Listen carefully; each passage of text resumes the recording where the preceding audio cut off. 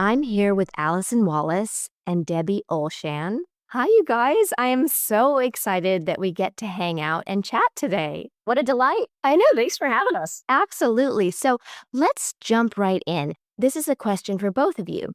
Can you describe what your job was at 20th Century Fox? You want to go take it, Allison? Sure. My job evolved at Fox. So I started out as a brand manager on the film side, and then ultimately they shuffled me around. I've lost track of the number of bosses that I had in 15 years at Fox. But my final job title was executive director of fashion. Ooh, nice. Kind of fantastic, right? I won the prize for best title. Mine was a little more straightforward. I started in the licensing and merchandising department. And by the end and throughout a lot of the Buffy years, I was a director of worldwide publishing. So handled all of the book tie-ins, be that book, comic book, magazine, etc., formats for TV and film. Fantastic. And so, Allison, what is your job now? I actually own my own consultancy specializing in consumer products, which is basically the same job, just with a broader scope. I'll handle more categories, a little more diverse intellectual property portfolio, pursue whether it's licensing, marketing, PR. You need me for something in that realm, and I have a consultancy to support. Fantastic. And Debbie, what is your job now? So I am back in the entertainment licensing space. I actually head up consumer products at Lionsgate. So working still in the TV, film, entertainment licensing. Hey, Drew. Want to be in the wine business and own a piece of a vineyard? Vampire Vineyards? Well, actually, yes. They have been in the vampire wine business for over 30 years, and now Vampire.com is expanding and accepting investments from the public, so everyone can become an owner of Vampire Vineyards. Among their many awards and medals, in 2026, Vampire's Pinot Noir has received not just a gold medal, but it was named Best of Class by the Los Angeles Times Invitational Wine and Spirits Challenge. I've sipped the blood of the vine, and it's absolutely to die for. Also, who can say no to the Dracula's Red Blend? A commanding blend of bold red varietals with dark spice and a velvety finish, smooth enough to keep you lingering in the shadows. Shh. Someone's whisper. Psst, psst, psst, psst, psst, psst, psst. But this one whispers my name, Drusilla. You'll be happy to hear many of their bottles come clothed in cute little velvet and silk vampire capes, and some even rest in peace in a fantastic coffin-shaped box. Step into the cellar at Vampire.com to discover the full collection of vampire wines, spirits, and other dark delights. I do look rather fetching in a cape. Tell me more, simple minion. Not a minion. But for our listeners, I will tell more. For more details, go to wefunder.com/vampirespirits to read all about the opportunity. Well, you know what I say? What? This is nothing to whine about. Hee hee. So, Allison, how did you get into this line of work? I always wanted to work in consumer products. I just didn't know what it was called. When I was in college, I took a class in consumer behavior, and I knew that was what I was interested in. Why people buy things, why people consume, and what it says about them, and also how they look at the broader world. So I thought it was super interesting, and it just took me a while to understand what that looked like in Los Angeles. What do you think triggered that interest in you? Okay, look, I always say to people, someone's got to go shopping and watch TV for a living. It might as well be me. And what about you, Debbie? I always kind of joke, although maybe Alice is the exception, that no one really grows up saying, I want to work in consumer product. You know, when you're 7 years old and someone asks you what you want to do when you grow up, that's not in anyone's real sphere. I kind of fell into it a little bit, which I think a lot of people do. My first job out of college, I did publicity for a small independent film studio. And it took me about a year of those 2 years to be like, oh, this is not for me. I was not the right temperament or didn't have the right mindset. But I've always loved the entertainment industry. I'm an LA kid. My parents are not in the industry, but it was something I grew up around. So love the idea of being involved somehow. One of my bosses at the film studio knew someone. One of her best friends was looking for someone who worked at Fox and was in licensing. And so very nicely recommended me. And it ended up being a really good fit for me because it does give me that kind of fun of being able to feel like I'm creating something for fans, but with more of a business mindset, which is much more my speed. Yeah, Debbie's not bitchy enough to be in publicity. I just didn't care enough about if certain things went okay in that world. I did not have the right patience for it. I'm better with a spreadsheet and an itemized list. And Allison, how were you hired at Fox? I interviewed for a very similar job at Universal Studios, and I didn't get the job there. But the person I interviewed with knew about an opening that was coming up at Fox. So she recommended me for the job.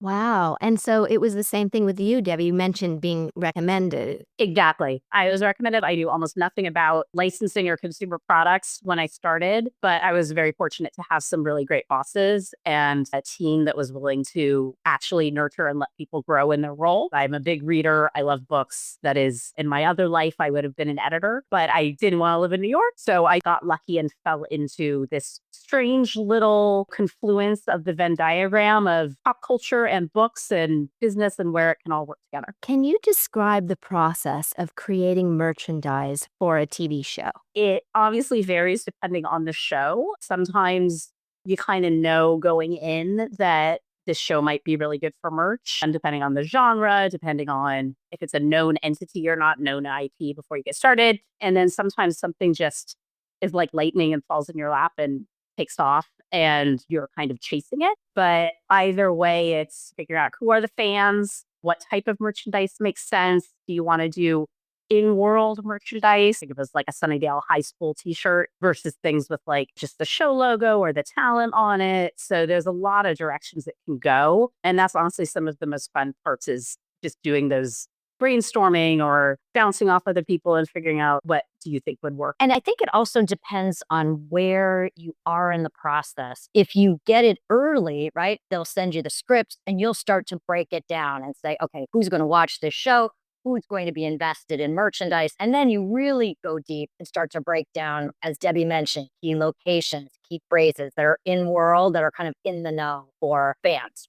And I would say at Fox, we primarily worked on young adult and adult. So we didn't have much little kids programming. So it either fell into this lifestyle approach or a collectibles, maybe super fan in the publishing world, or in a rare instance like a Buffy, sometimes you got both. And with Buffy, did you guys get the scripts early to break them down or not? I did eventually. I think by season 3 or 4. I was getting scripts. We were doing enough merch and we were in pretty constant contact with the production that they knew us and trusted us and would get us on those distribution lists. So that came, I'd say, maybe halfway through. Do companies approach you with pitches to supply merchandise for a show like Buffy? They do. It kind of depends, I would say. In the days of Buffy, some people would want to get ahead of it and say, okay, I want a new show. But I find now folks are much more reticent. They want to wait, see how the first couple seasons go, and then jump on board. 100%. That there'll be times where you're fortunate that you're getting the inbounds, people saying, hey, I really want to make merchandise. Can we do a deal? And then at the same time, you're reaching out and following companies that you want to work with and pitching them and saying, trust me, this is amazing. You guys should be doing this license. So it's usually both things are happening at the same time. And how often would you have the brainstorming sessions? At the macro level, you're talking about big strategy. And then you're often in department going, okay, if you're going to break it down, like in apparel, we look at what can be worn. You start with the t-shirt, but as things expand, then you go into pajamas and accessories like headwear and hosiery and all of those other, but you start at the core first. So you'll have a macro strategy and then a micro strategy within your consumer good. And you'll often create a style guide, which is essentially pre-approved artwork, and you'll hire an agency, or you'll have your creative team in-house create graphics and patterns and icons and artwork that basically you can hand over to a partner, whether it's fashion or posters or whatever the category may be. You feel like, here is artwork that is on brand, that we think is good for the show, that we think the fans will respond to, that we've already created, that is good to use. And then you can deliver that to your partner, and that needs refreshing periodically. I thought the Buffy style guide for a live action show was honestly one of the best out there, because they took the cast shots, and there's two types of cat, right? There's the pretty, beautiful galleries they shoot at the beginning, and then there's the on-set photography that they develop. And the style guide basically provided framing devices, treatments, washes, icons that you could put on and around and over the photography to stylize it in the Buffy manner. And how much do you guys look at stats in terms of age groups and who will be buying this? Is that a big part of your job? It is, in that you're always looking at the demo of who the show is, obviously, who's watching the show, who are the fans of the show. You're trying to get as much of that research and that data as possible. And that's, I think, as the industry has evolved in digital streaming, all of that, that has actually become a little easier to get now, or more frequently, that you can get updates. Back in the day, it was whatever Nielsen had and whatever other polls that the studio did. It wasn't quite as easy to have that direct connection to the consumer that it is now. We would look at that, and obviously, okay, is it teens? Is it women? Those kind of things would help direct the categories that we went after. Sometimes it's also just a little gut feeling. Intuitive, right? There's some things the studio didn't always, frankly, have to pay for consumer products research for every show. And so as a result, yeah, you were a little reliant on what you saw consumers purchasing. That informed the next set of goods they would purchase. Allison, can you tell us a little bit about the Buffy clothing and the Angel clothing? So Debbie really alluded to it, this whole in-world approach. And that is what often works on fan-based merchandise. The number one selling shirt was the Buffy Sunnydale High t-shirt. And anything that's in-world, and I was thinking about it the other night, and I still think they should have had Dingo's Ate My Baby band t-shirt. Yes. Totally. Oh my God, that would have been amazing. Why didn't we do that? Yeah, that would have been a perfect in-world. Yeah, that's what performed the best. So the studio executives often thought that, merchandise inspired by the feel of Buffy. But we tried that, and it just wasn't as successful. Which makes sense, because the Buffy fan base is very specific. Yes. They know all of the details of the world, so they'd want it to reflect that. Juliet, you're absolutely right. And then, do you have any recollection of the Angel clothing? Yes, I remember the Angel Detective Agency. They'd have that logo on the upper left chest. It was a little different because you had a male lead versus a female lead, and there were some different dynamics that played out. So how do you see that difference? I would say Buffy, the whole vibe of the show was a little more cheeky. So you could get away with more of those funny lines and that tongue-in-cheek, where Angel was a more serious, brooding, Darker.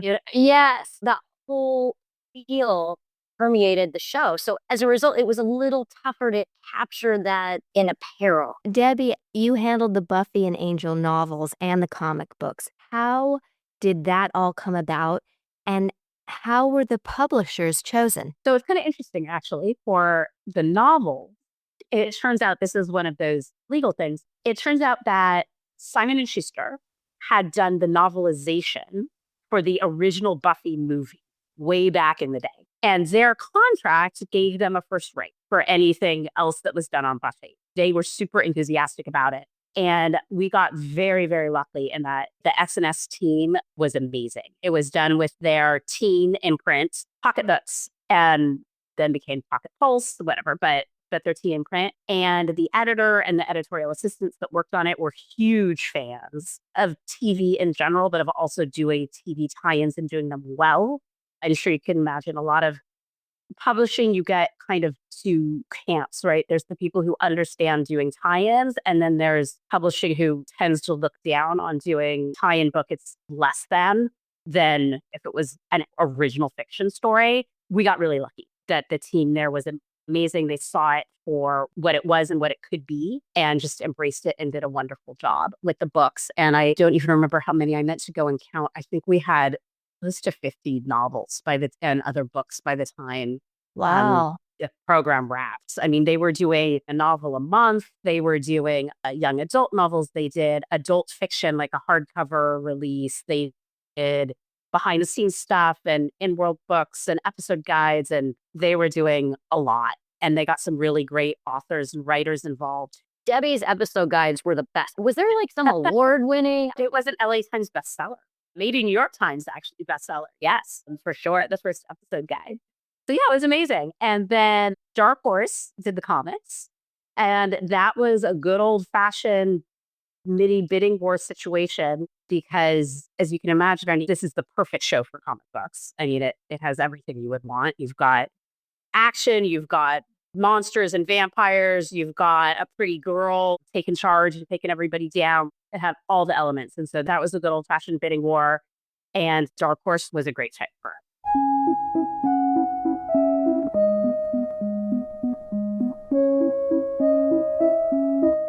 Hey, Scooby-Doo.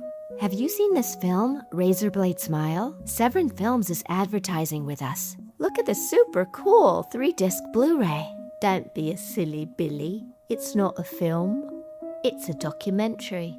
I'm good friends with London Lil. You mean Lilith Silver? The main character? I'm pretty sure it's a film. It says here it's directed by Jake West. West is the best. Lil is a fun-loving gal. Always good for a giggle. And blood-sucking. Haven't seen her in ages. We used to hang at the Transylvania bar. So you're telling me this movie is really a documentary? Dear Minion, you are indeed one in a million. Hey. Now, tell our Re-Vamptees where they can get the Blu-ray. Due to demand, Severin Films now presents the re-release of Razorblade Smile for the first time in ultra-high def. A 3-disc Blu-ray collection with over 9 hours of special features that include Jake West's controversial 2000 documentary for UK television, Children of the Night, plus his new feature-length documentary on 90s British bloodsucker culture, Vampires Forever, and a whole lot more. Razorblade Smile is available at the Severin, Severin web store. Find it now on www.severinfilms.com and coming soon to your favorite vampire-friendly retailer. Children of the Night, what sweet music I make.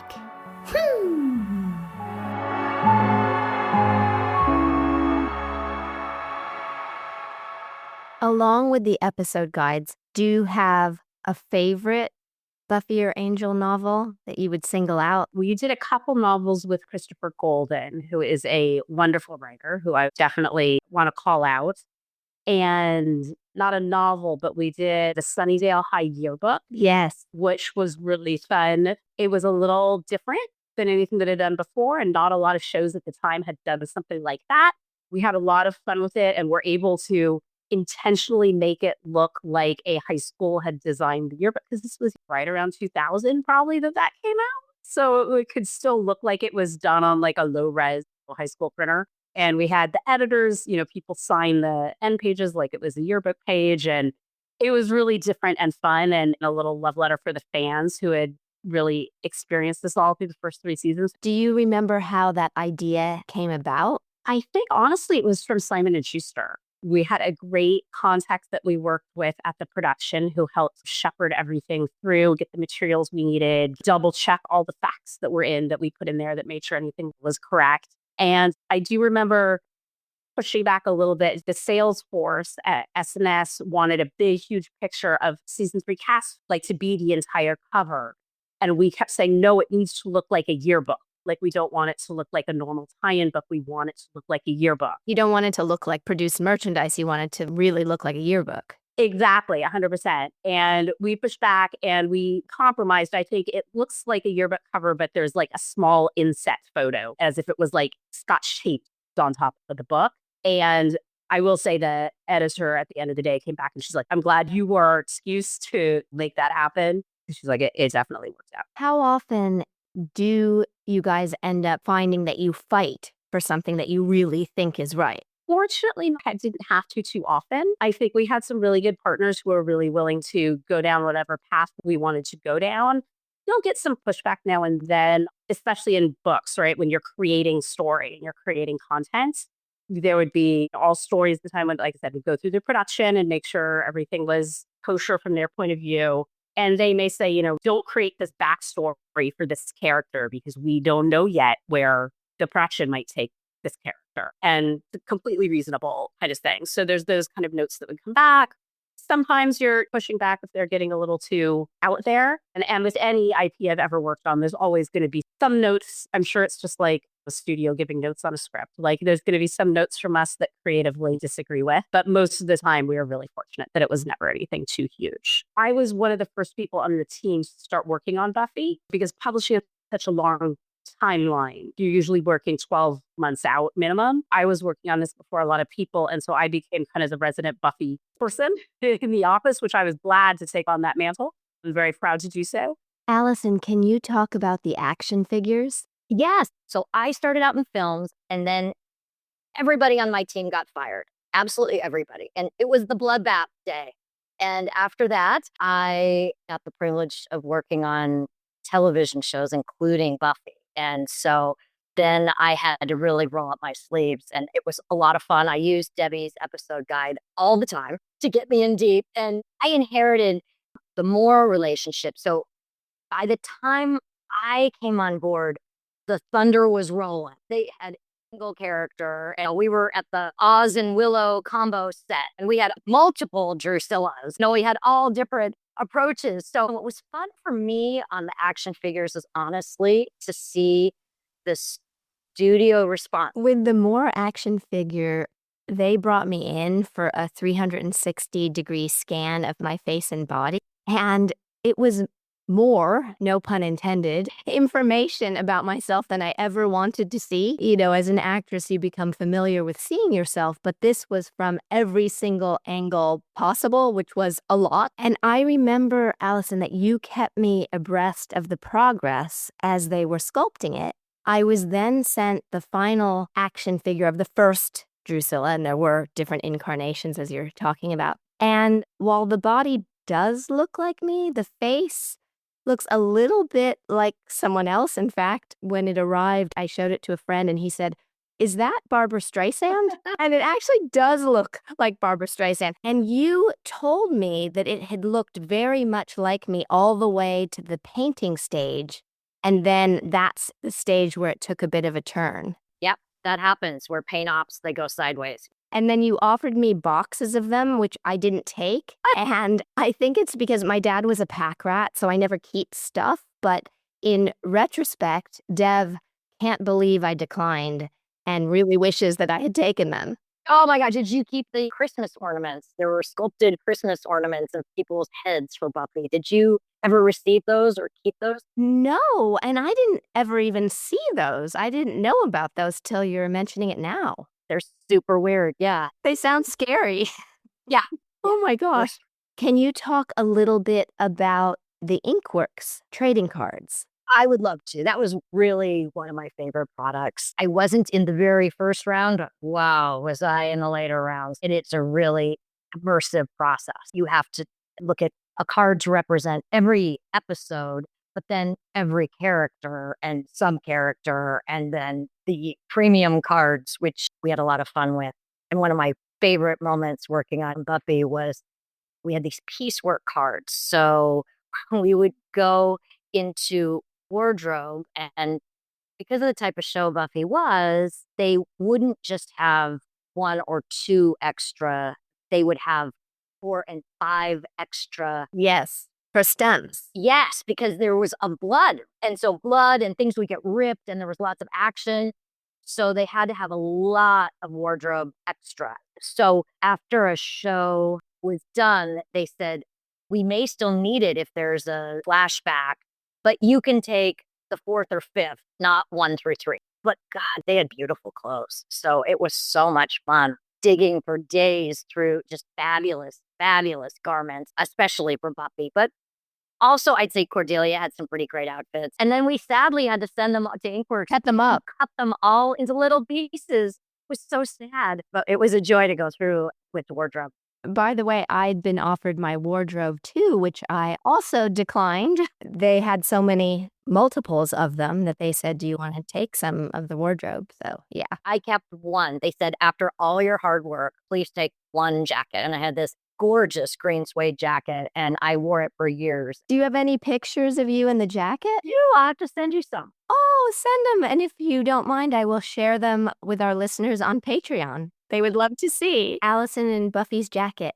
Oh, With the trading cards, we talked about this at dinner the other night. I have this thing where I have to finish what I start. When I received my first batch, I had a bit of a break, a window, so I started signing them the very day that they arrived. And then, because I started them, I had to finish them. I felt compelled, so I signed them all, and it wasn't a small undertaking. Those sets were large.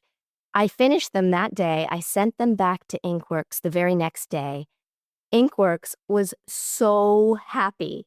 They gave us 2 months, but they had them back in a day. And they said that they usually had to chase folks after the deadline to get them to complete them. But with me, they had them back presto swifto, and they couldn't believe it. And so needless to say, we ended up working together quite a bit. yes, that is highly unusual. We usually had to chase people down, and it was a joy to work with you on that project. Yes. Debbie, you mentioned being a big reader. What do you like to read? I am pretty agnostic when it comes to reading. I read a little of everything. I really like historical fiction. I read young adult. I read fantasy. I haven't gone too deep into the romantasy yet, but I'm poised. I'm ready. I'll throw in a nonfiction here and there. I went through a phase a couple of years ago where there's a lot going on in my life. I needed just nice and easy, and I read romance for like a straight year, and it was amazing. So I do not judge whatever anybody wants to read. Do either of you have a fave tie-in book to franchise? For sure. For me, it's got to be Harry Potter. That's the most obvious, but it really is. I read all those books, the whole series, 2.5 times. Once by myself, once with my oldest son, and with my youngest son, who couldn't make it through the whole series. But yeah, love, love, love. I closet full of Harry Potter themed goods. Yes, yes, yes. I think from the strict licensed tie-in, like, do I wish I had thought of that to do that kind of a book tie-in to a show? There's been a thing, I think, the last few years of doing little kids' books, but of adult shows. So there's The Office, but as a kid's book, and the characters are little, like it's a little young Michael Scott, and there's a Parks and Rec one where it's like Leslie Knope runs for class president, and it's their little 8-year-olds or 6-year-olds. Actually, a friend of mine wrote to Office one, like Kirk and Spock are friends for Star Trek. I love seeing the creativity of doing the licensed tie-in, but in a way no one would have expected. What is the craziest Buffy or Angel product produced? Would it be the Christmas ornaments or something else? The Christmas ornaments are up there. Also, holiday themed, the Buffy Advent calendar. Oh, I forgot all about that. And it's not good either. Like, it's just really dumb. There was a different brand manager when this concept was coming through, and she said, well, we can't do this because Sarah Michelle Gellar is Jewish. And I'm like, I think you've missed the point. Like, this is it. We're in the UK, and said, okay, we'll do it. But then it wasn't interesting. Like, all they had was 24 dumb pieces of chocolate. They weren't like interesting gifts or anything intriguing. It was just one photo of Buffy. But I guess that was a thing in Europe, and especially the UK at the time. Maybe not craziest, but just crazy to think of out there in the world is that those like cardboard standees of cast. So there'd be like a life-size cardboard standee of Sarah Michelle Gellar, of David Boreanaz. Like, there may have been a spike and through. I honestly don't remember. But they were like 5 or 6 feet tall, and people would just prop them and have them in their house. I mean, God bless them, and nothing wrong with it. But that's always just a little strange to think about if that's just out there in the world. What has been one of your biggest surprises, a product that performed way beyond your expectations? For me, it was a little bit the episode guide that we've talked about, just because it did so well, and not that that was beyond expectations, but you just never know, right? Until you get it out there. And this was late 90s, early aughts, before there was a gazillion websites, fan sites, and everything. And if you wanted, this was your only place to reference all of those details episode by episode. This was pre-Wikipedia. Oh God, we sound so old when we say that. But that was really a really pleasant surprise. And I would also say on the comic side, we called it Buffy season 8. And it was the comics that were obviously the Buffy went 7 seasons, the show ended. And then we worked with Dark Horse to do season, we called it Buffy season 8. And it was the official, if you will, here's the canon of here's what happened after the show ended. And it was done with Joss. He wrote the first few issues at the time. And I think we knew that it would be a big deal because it was done with Joss, but I don't think we quite knew it was still right before comics went fully mainstream and were cool. And so it was really fun to see. Debbie, do you have any keepsakes from the show? Oh, yeah, probably far too many, probably more than I should admit to. But I have a signed poster that I'm looking at right now that we did when we went to Comic-Con with some of the cast, that almost all the cast signed. So that's framed in my home office. I have, I think, every book that we did. I kept one. They're boxed up in my garage, but I have all, if not most, same of all the comics. I tried to keep one of everything. What's kind of fun is when Dark Horse launched season 8, it was a press mailing that they did a bottle of wine that had Buffy on it as the wine label, as a thank you that they did for cast and all the people involved in press. And I will never open that. That wine is the keepsake for me. That was a really fun one. Allison, besides the jacket, do you have other keepsakes? I'm literally the lunar opposite of Debbie. So I have one item left, and it is a Buffy shot glass. That's it. It's not a set of Christmas ornaments. It's not dental floss. Where do you keep it? All other shot glasses. We threw a bachelorette party for somebody, and somehow everybody got a Buffy shot glass, and that was the one. And I think you mentioned you have somebody in your family who's a pack rat, and I'm the person who was always trying to move things along. Me too. So Me too. Yeah. I will say, fun fact, I had for many years still a Sunnydale High t-shirt. Oh. And then I watched the show with my daughter when she was around 13. We watched the whole show together, and she stole my Sunnydale High t-shirt then, and I have never gotten it back. So it has made it to the next generation. Does she still have it? I think so. She thought it was cool at the time because back then, her other friends didn't know what that was. She got to be the cool one to tell them all about it. And now it's mainstream. Her friends know it. So it's fun to wear. She absconded with it. She totally did. What has been the most successful show you've ever worked on in terms of merchandise, and why? I have multiple answers to this question, and most of them are all at Fox, but totally different reasons and very, very different shows. Of course, we'd be remiss without mentioning The Simpsons at 20th Century Fox. Back in the day, we licensed a tremendous amount of Simpsons core apparel, fashion apparel, and then every other kind of apparel and accessory you can think of. It was so much fun. And our claim to fame was the men's boxer shorts in every season and holiday. But then there were other ones that you didn't expect. We had a surprise film that came out of nowhere with Napoleon Dynamite, that Vote for Pedro shirt, and then all the other shirts that went with the lines. And we had I Caught You a Delicious Bass, just the most random fun shirts. That was fun. And then the other one back in the day was Sons of Anarchy. Yes. That, wow, huge, an unbelievable amount of apparel for that. And I think from my side, on the publishing side, I mean, Buffy was absolutely up near the top. The only things I would say that might rival it were the X-Files. Also, obviously had a novel and a big comic program. Not the same volume of books, but as that same passionate fan base. And obviously anything sci-fi works great for publishing. And we had a little Napoleon Dynamite as well. Again, just quotes and quote books. I remember we did a Mad Libs, some of those kind of fun stuff. A little Family Guy, obviously, goes a long way. Mhm. And actually one really fun success, this was a one-off, but a really fun one was I did a book tie-in with How I Met Your Mother, That was an in-world, was the Bro Code. It was a book that was mentioned on the show, and we turned it into a real book. And the show writers were involved and actually wrote the book for us. And it was a wonderful project to work on. And that one was also New York Times bestseller. So we had a lot of fun on that. Debbie, didn't you have some on-screen time with How I Met? I am an extra. I was, yes, the writer who wrote the book for us was very nice, had me down to set. I am seen in a background in McLaren's bar in one episode of How I Met Your Mother.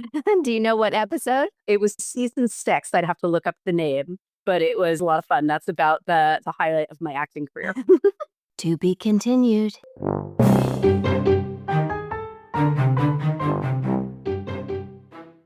Grave Robbers from Outer Space card game is the game where you create your own B-movie and have a blast doing it.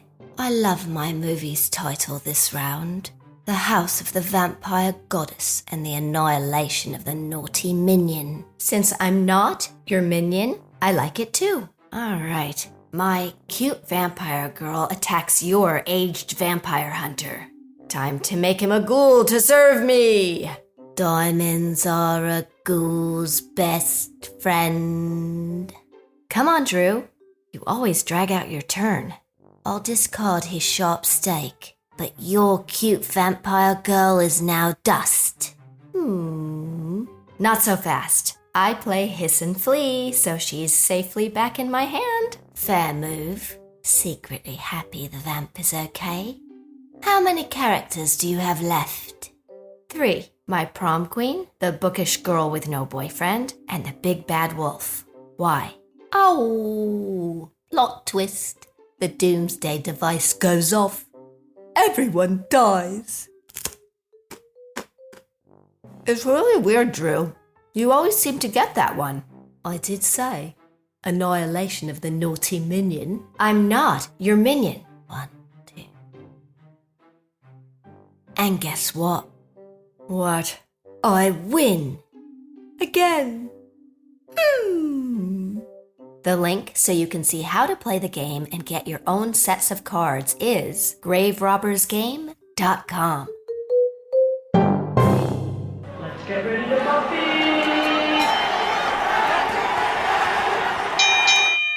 Vengeance Val was the victor in our first inaugural Battle of the Uber Buffy fans. If you would like to challenge her title and be considered as a contender for this season's battle, please email revampedpod@gmail.com.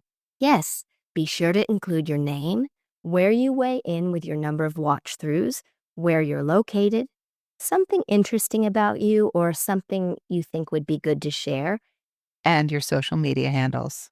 Yes, woohoo. Woohoo. Boop boop be Drew.